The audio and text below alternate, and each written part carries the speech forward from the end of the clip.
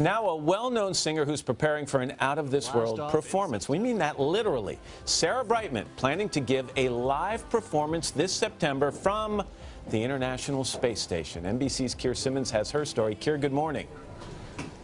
Hey, Matt, good morning. What a role model she is. 55, already successful, yet still literally reaching for the stars. When you watch Sarah Brightman in this interview, you're going to pinch yourself that this seemingly sweet, polite woman really is about to embark on a space mission. She was once married to Andrew Lloyd Webber. He is thought to be helping her figure out what to sing in space, a first for a professional musician.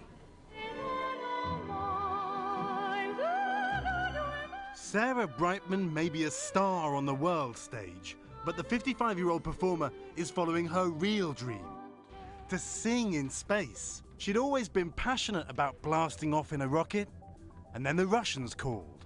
I was asked if I'd be interested in going up, and I thought, you know what, I'll just go for the medical, see what happens, and found out I was perfect specimen for going into space, both physically and psychologically.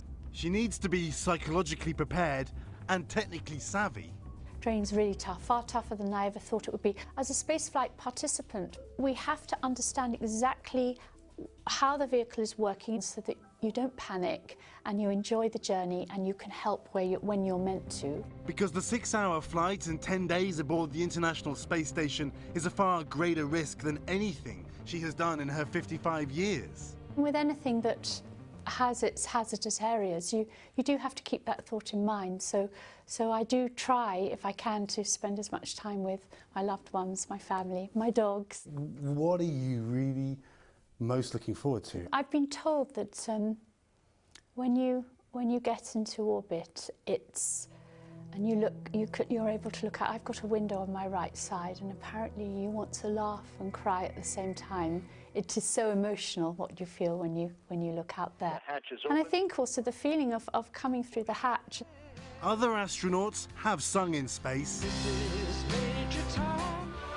but Sarah is the first professional entertainer in space.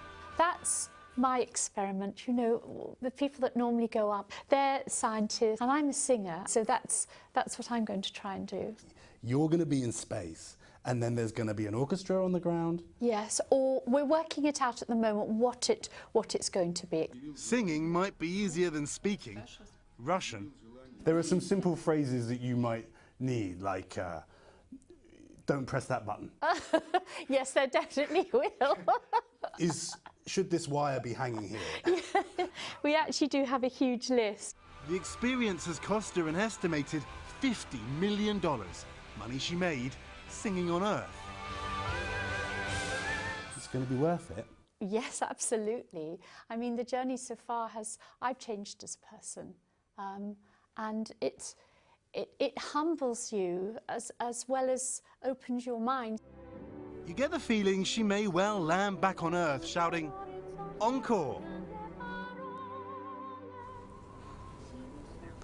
It's going to be stunning. She's already done more than 2 months of training. She tells me she's working 16 hours a day on it. What an incredible woman. And what she's doing, Matt, was really brought home to me when she said in that interview she's spending more time with her family. In other words, you never know what might happen. How many of us would truly be prepared to do that, Matt? Keir, thank you. I'm not sure. I mean, first of all, I see that centrifuge she had to get into. I'm out right there. Exactly. Would you go? I would. Well, I can't really sing. Oh, you mean just in general? Yeah. No, I don't think so. You would? I would totally go. Not surprised by that, you? I don't think so. No? Got things to do down here. Exactly. We're very, very busy here. Yeah.